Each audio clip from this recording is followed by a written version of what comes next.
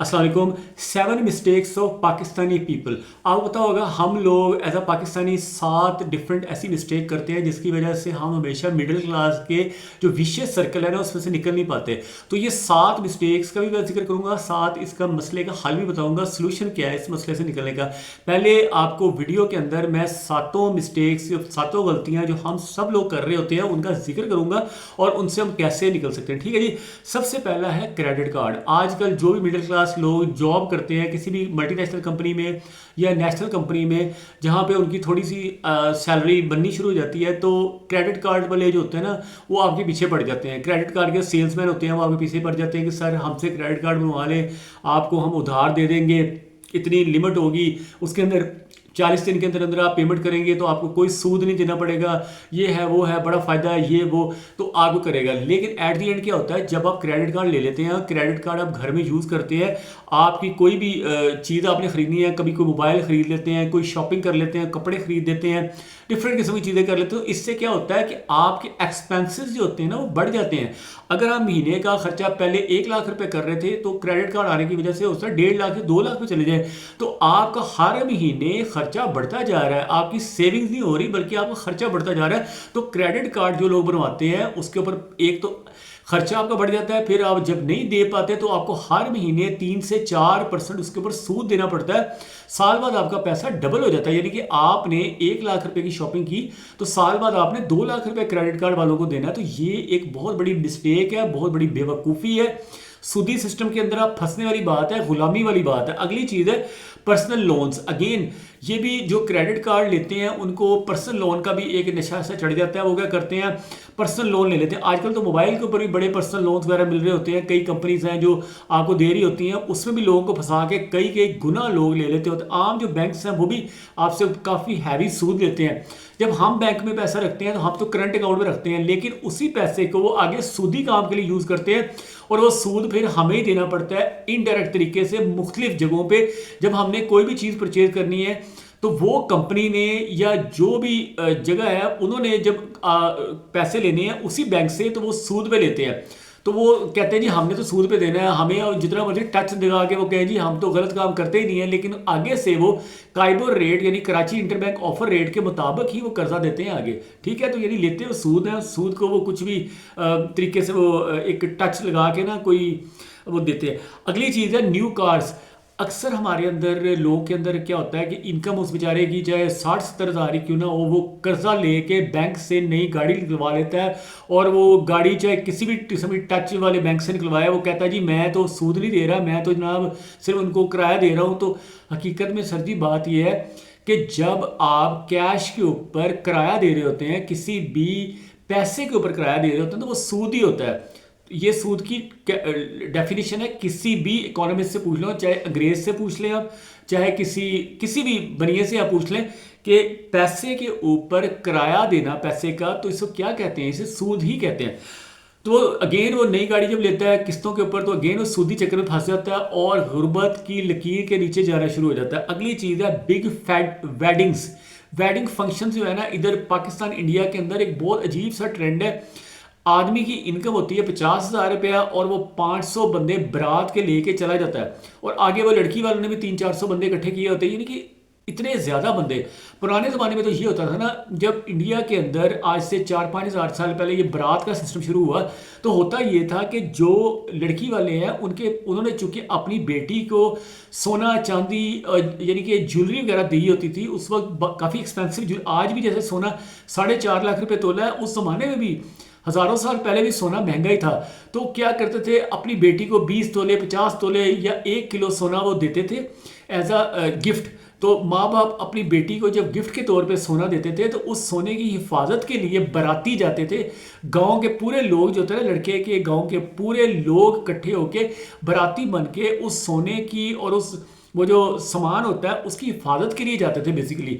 तो इसलिए इतने सारे बंदे जाते थे, वो जाके फिर वो खाना भी खाते थे और वो कई दिन तक वो फंक्शन चलता था और वापसी भी आके वो उसका जो भी सामान है, सोना चांदी है, वो लेके आते थे।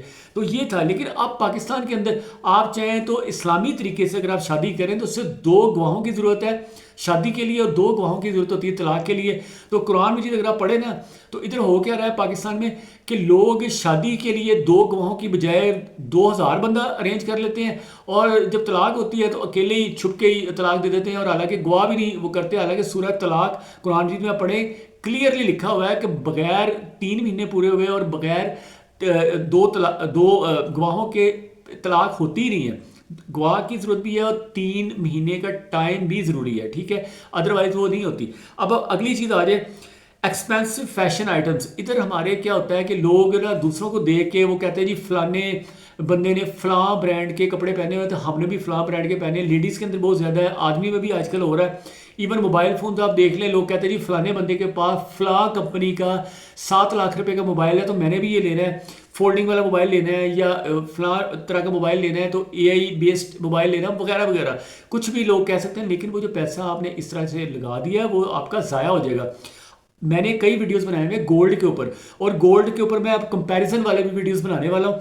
उसमें मैं आपको बता दूंगा कि आज से 4 साल पहले गोल्ड का रेट क्या है और आज क्या है। 4 साल पहले आपने गोल्ड लिया होता तो आज आपका पैसा 4 गुना बढ़ चुका होता, और आपने उस जमाने में एक मोबाइल लेके जो पैसा वेस्ट किया, या आपने कोई भी किसी भी लग्जरी आइटम के ऊपर, फैशन आइटम्स के ऊपर पैसा ज़ाया कर दिया, मोबाइल के ऊपर पैसा ज़ाया कर दिया, या हत्ता कि आपने कोई भी गाड़ी ले ली, कोई इवन सोलर पैनल लगवा लिया, तो सोलर पैनल के ऊपर कितना खर्चा हुआ और आज वो पैसा कितना हो जाना था अगर आप गोल्ड में उसको रखते तो। अगली चीज़ है 7th इज नो सेविंग। जो मिडिल क्लास या लोअर मिडिल क्लास लोग होते हैं वो ज़्यादातर अपना पैसा खर्च कर देते हैं और सेविंग रखते ही नहीं है। कोई पैसा सेव नहीं करते ही नहीं, अपने आप को पैसे आप फ्यूचर के लिए, जब मुश्किल वक्त के लिए बचाते नहीं हैं। तो जैसे मैंने बताया कि 7 चीज़ें थी, क्रेडिट कार्ड, पर्सनल लोन, नई गाड़ियाँ किस्तों पे, फिर बड़ी बड़ी वेडिंग्स, जो कि थोड़ी सी वेडिंग्स के ऊपर भी कर सकते हैं। अब वेडिंग के ऊपर आपने अगर 50 लाख रुपए खर्च कर दिया, वही 50 लाख आपने सोना लिया होता है, तो आज आपका 20 साल बाद सोना हो सकता है 70 गुना महंगा हो चुका होता है। अब बता 2000 में 6000 रुपये तोला सोना था और आज कितना है, 4.5 लाख रुपए तोले से भी ऊपर चला गया। 70-75 गुना सोने की कीमत बढ़ गई है। वही आपने पैसा ज़ाया कर दिया बिल्कुल शादियों में। और 95% जो लोग बारात में गए होते हैं ना आपके साथ, वो ज़्यादातर वो लोग होते हैं जो आपसे बहुत ज़्यादा जेलस होते हैं और वो आपके लिए हर वक्त दुआ कर रहे होते हैं कि इनका कोई भी ना काम चले, ठीक है। They are not sincere with you.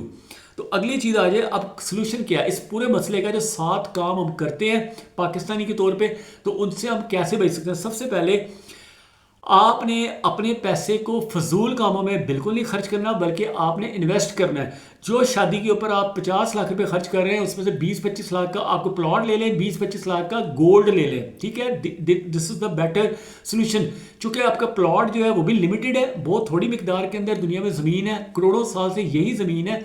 बंदे बढ़ते जा रहे हैं, ज़मीन उतनी है, क्योंकि डिमांड सप्लाई की वजह से प्राइसेस बढ़ती जाती है। डिमांड बढ़ती जा रही है, सप्लाई उतनी ही है। Similarly it goes with gold. सोना जो है वो भी आपने देखें 2,16,000 टन अब तक सोना निकला है, और जो डिमांड है वो आप देख लें, अरबों लोग सोना खरीदना चाहते हैं। तो 2 लाख टन सोना है और अरबों लोग खरीदना चाहते हैं, तो कितनी डिमांड होगी। इसलिए डिमांड बढ़ती जा रही है, सोने की प्राइस भी साथ साथ बढ़ती जा रही है। फिर आपने शेयर्स के अंदर इन्वेस्ट करना है। जो बड़ी कंपनीज जिनकी प्रोडक्ट्स आप अपने घर में यूज़ कर रहे हैं, जिनका आप टूथपेस्ट यूज़ कर रहे हैं, जिसका आप शैम्पू यूज़ कर रहे हैं, जिसका आप साबुन यूज़ कर रहे हैं, जिसका आप कुकिंग ऑयल यूज़ कर रहे हैं, जिस कंपनी की चाय की पत्ती आप यूज़ कर रहे हैं, जिस कंपनी की गाड़ी आप यूज़ कर रहे हैं, जिस कंपनी की गाड़ी का पेट्रोल आप डलवा रहे हैं, जिस कंपनी का इंजन ऑयल आप डलवा रहे हैं, वो तमाम कंपनीज के शेयर्स आप बाय कर लें। पहले तो आप उनके कस्टमर बने हुए हैं, अब आप उस कंपनी के मालिक बन जाएंगे, उसके हिस्सेदार बन जाएंगे।